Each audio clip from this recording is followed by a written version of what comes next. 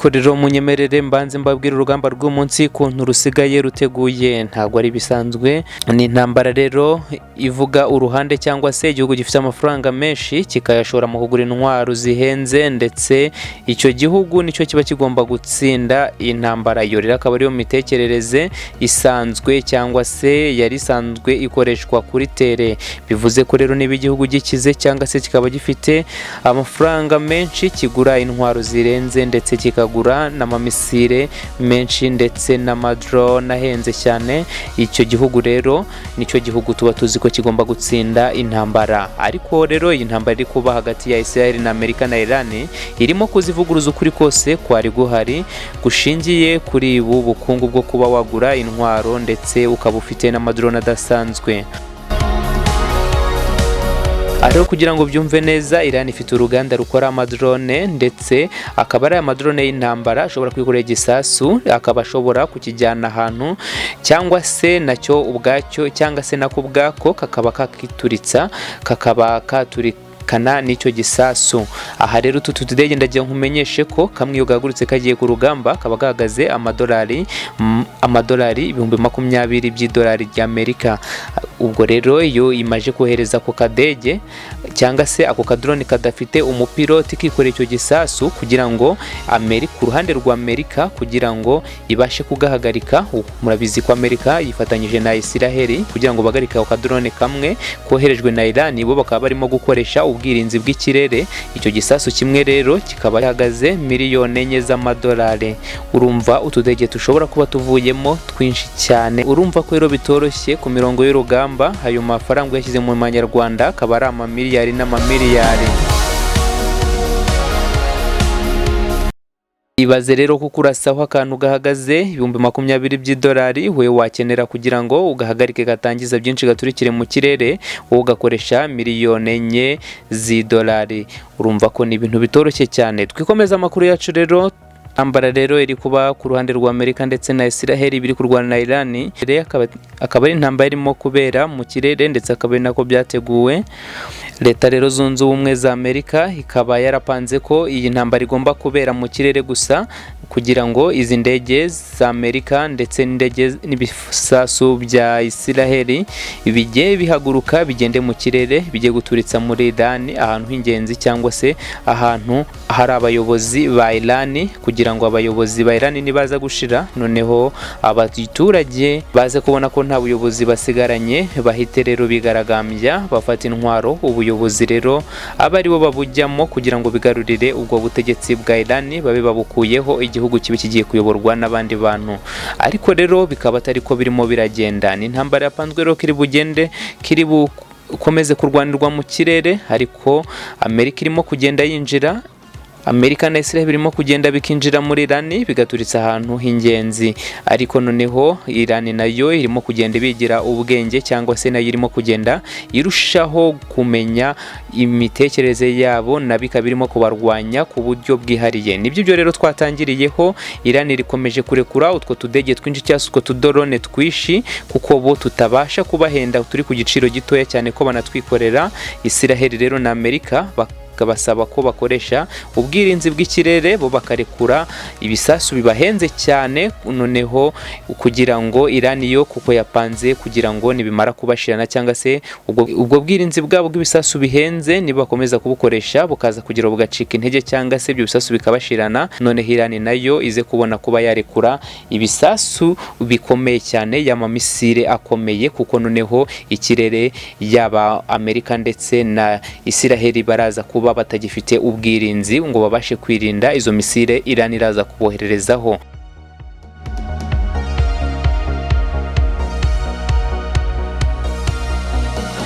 Urumva ko rero biri kugenda bihinduka, umwe arapanga n'undi agapanga, yaba ku ruhande rwa Amerika ndetse no ku ruhande rwa Israel, yewe n'uruhande rwa Iran narwo rufite imipango iteye ubwoba. Murumva yuko rero uraru urugamba cyangwa se intambara irimo gusaba imibare cyane, kuko Israel cyangwa se Amerika ntabwo ishobora kohereza abasirikare ngo bajye muri Iran, ahubwo bose barimo barakoresha imbaraga ndetse n'ubushobozi bafite bw'amamisire ndetse n'ubwirinzi. Intambara rero ikaba ikomeje kurwanirwa hejuru mu kirere itaragera hasi ku butaka. Aha rero bikaba byumvikana ko uruhande rushobora kuza gutsinda hari uruhande ruri bukoresha ubushobozi bukeya, uruhande rutsinzwe narwo akaba ari uruhande ruri bukomeze gutakaza ubushobozi bunini cyane. Ariyo mpamvu Iran ikomeje yo kuba yakoresha utu tudege twa makeya cyane cyangwa se tudege twavuga ko duciriritse ugereranije n'ubwirinzi Amerika ndetse na Israel birimo barakoresha kuri no rugamba. Utwo tudrone rero akaba ari natwo Iran yakomeje gukoresha kuva urugamba rwatangira, ikaba ari natwo irimo kugenda igaba hirya no hino ku birindiro bya Amerika ndetse no ku ambasade ya Amerika agiye ari hirya no hino mu bigobe. Aha rero Israel na Amerika nabyo bikaba bidasinziriye, bikaba bikomeje gukomeza ubwirinzi, biri kwifashisha rero ubwirinzi bwa The Patriots, bakaba ari ubwirinzi bukomeye cyane ku isi, aho burimo no kubasaba igiciro gikomeye cyase navuga ko gihambaye, aho igisasu kimwe cyo guhagarika kadrone kamwe birimo kubasaba byibura ko batanga miliyoni 4 z'idolari. Ubu bwirinzi rero bwa The Patriots akaba ari ubwirinzi bukomeye cyane kandi bakaba bavuga ko aribwo bwirinzi bushobora kuba byibura bwarinda ikirere ku kigero cya 99%, ubwo bivuze ko bushobora kurinda ibisasu cyangwa se amamisire yaba yoherejwe yewe n'utwo tudrone Iran irimo kugenda yohereza, mu gihe haba hoherejwe misire cyangwa se utwo tudrone tugera ku 100, ubu bwirinzi bukaba bwabasha guhagarika utudrone 90 cyangwa se ibisasu 90 byakoherezwa mu kirere, ariko 10 bikaba byabasha gutambuka. Urumva ko n'ubwirinzi budasanzwe, ariko nanone ntago bwarinda 100%.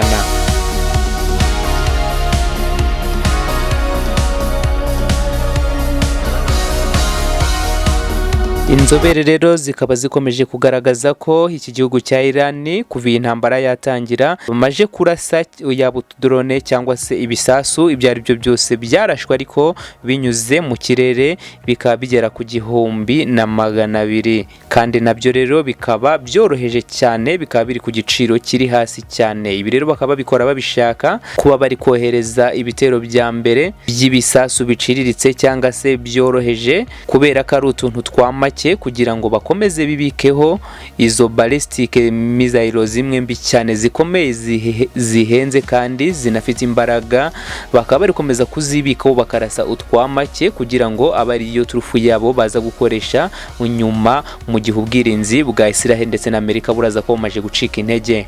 Rero icyo twavuga kiri nk'amahirwe kuri no rugamba ku ruhande rwa Iran nuko Iran ni igihugu kinini cyane kandi ibikorwa bimezo byacyo bikaba bigiye biri bitandukanye, akaba ari rimwe na rimwe n'ibisasu Israel irimo kohereza bigenda bikagwa ahatari abantu, ndetse kandi ukubera ubunini bwa kino gihugu ku buryo Iran ishobora no kuba yagigenda bakaturage bayo bakajya bagenda bimukira hamwe bajya handi, ariko igihombo gikomeye cyane kuri Israel, ballistic imwe yonyine gusa Iran yakohereza ikagwa, cyase igisasu kimwe yakohereza kikaba cyagwa muri kino gihugu cya Israel, kikaba cyasiga cyangije ibintu byinshi, cyusa cyangije byinshi, kuko Israel ni igihugu gito cyane kandi n'ibintu byacyo bikorwa remezo imijyi yose iregeranye. Rero igisasu kimwe cyonyine gusa cyaza gisiga cyangije ibintu byinshi cyane, kikaba ari igihombo rero kuri Israel, ariko nanone akaba ari amahirwe ku gihugu cya Iran kuba igihugu cyabo ari kinini cyane kandi kikaba gifite ahantu henshi hatanatuwe.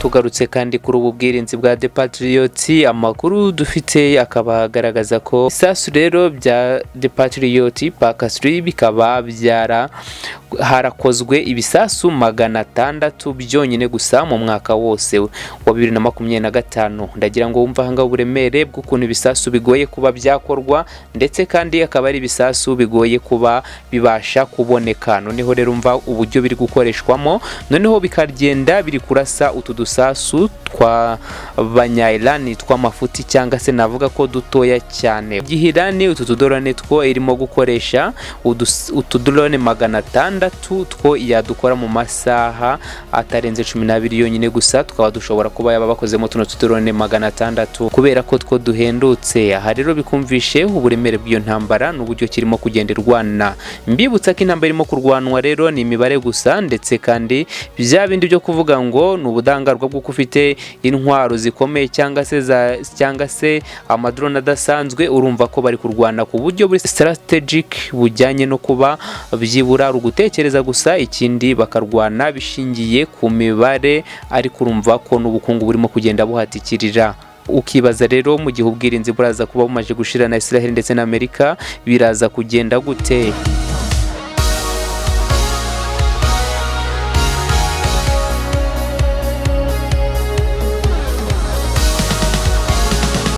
Muri iyi minsi rero urugamba rutangiye, Amerika ndetse na Israel bakamaje gukoresha ibisasi 1200 byonyine gusa, ari byo bimaje gukoreshwa ku bwirinzi birinda tuno drone tw'abanya Iran.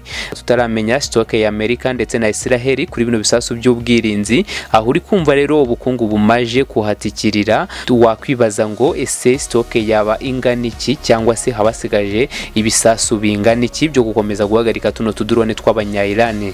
Aha rero hakaba hari ibihugu Amerika yishingikirijeho, harimo Arabia Saudite ndetse n'iki gihugu bita United Arab Emirates. Aba rero akaba ari bo Leta Zunze Ubumwe za Amerika zikomeje kuba nabo zikomeje kuba zishingikirijeho, kuko nabo bivugwa ko bashobora kuba batabara akanya kariko kose nkuko babyivugiye, ndetse kandi bakinjira muri runo rugamba.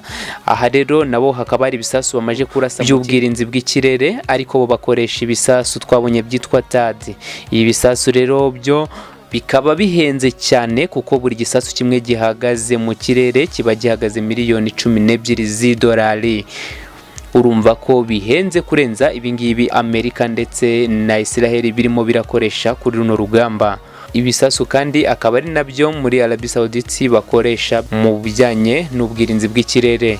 Bivuze ngo rero iyi ntambara ntabwo turaza kuyirebera muri bande bakomeje kuba barasa wenda ibisasu byinshi, cyangwa se ninde umaje kuba yarasa ahantu runaka gasenya ibikorwa remezo, ahubwo intambara turaza kuyirebera ninde uraza kushobora gukomeza kurasa, ese ninde uraza gukomeza kwirinda kugira ngo iyi ntambara ibe hagara cyase ikomeze. Ubu turaza kureba utsinze ari nde.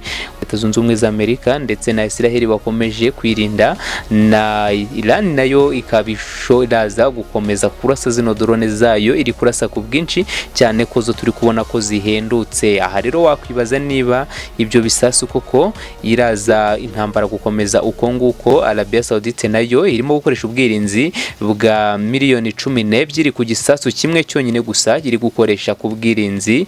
Tukaza kwibaza niba nayo iraza gukomeza kwinjira muri urugamba, mu gihe Iran yo nta kirimo guhomba, wavuga gifatika cyane ko irimo gukoresha drone imwe gusa ihagaze amadolari 20, noneho abandi bo bakayirinda cyangwa se bakayihagarika bakoresheje miliyoni 12 ku rugamba. Ukibaza rero ese ninde uri guhomba, ninde urimo kunguka kuri uru rugamba?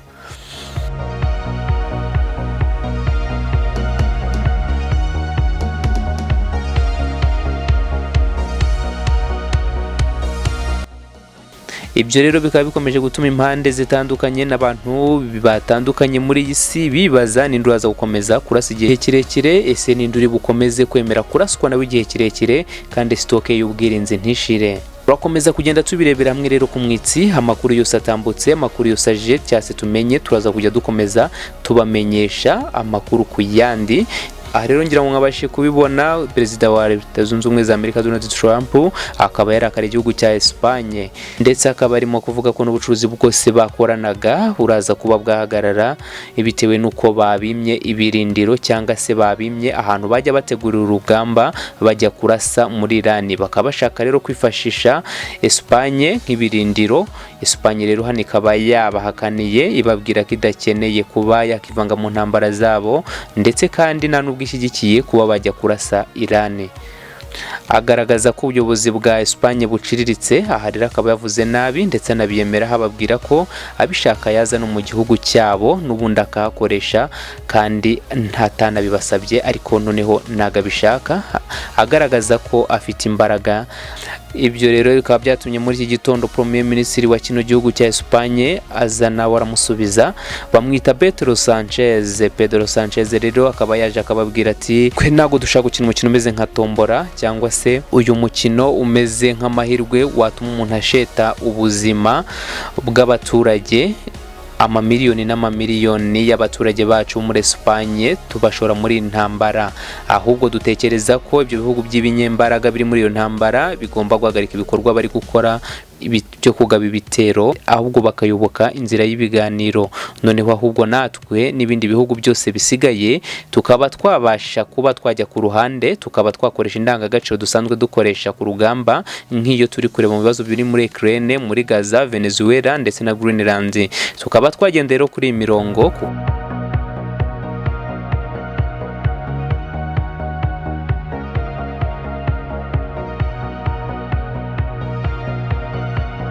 cyane ko rero bari kuvuga ko Amerika ijya gufata uyu mwanzuro wo kujya kurasa muri Iran. Nta muntu yigeze igisha inama, ntawe yigeze imenyesha bino bihugu by'i Burayi, ahubwo yo yipangiye akantu, yewe habe no muri bino bihugu by'umuryango w'abibumbye yipangiye akantu na Israel gusa, ubundi bahita bajya gukubita umwanzi.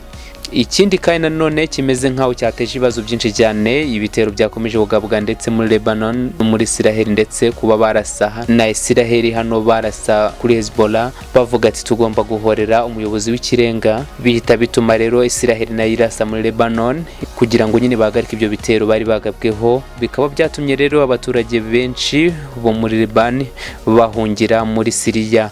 Impunzi nyinshi rero, abana, abagore ndetse abantu benshi, urujya n'uruza barimo barahunga kubera ibyo bitero bya Israel muri Liban. Israel ikaba yakomeje gutangaza ko igiye no kohereza abasirikare ku butaka bakinjira muri kino gihugu cya Liban kugira ngo barimbure burundu umutwe wa Hezbollah, kandi gikurikirana uraki. Aha rero abaturage bakaba bahise bavuga ati reka natwe dukuremo akacu karenge, bakaba barimo bahungira muri Syria. Nkomeze mbifurize kugubwa neza aho muri hirya hino, kandi mukomeze mukurikira Umwitsi TV. Amakuru yacu yo nakagaruka, turakomeza tubaha amakuru agiye atandukanye ndetse biri kujya mbere ku mirongo y'urugamba. Amakuru yose akomeza kugenda ajya imbere, muraza gukomeza kuyakurikirana hano ku Umwitsi TV.